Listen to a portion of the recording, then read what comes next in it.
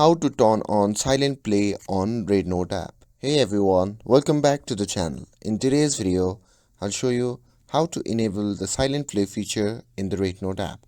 It's quick and easy, so without further ado, let's get started. So first thing first, open the REDnote app and make sure that you are logged in to your account. Once you have opened the app, simply tap on the profile icon shown in the bottom right corner of the screen. From there, simply tap on the settings. And once you are in the settings section, simply tap on the general settings.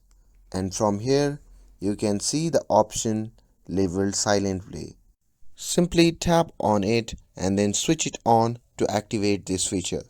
With silent play enabled, you can now enjoy your content without sound whenever you prefer. And that's it.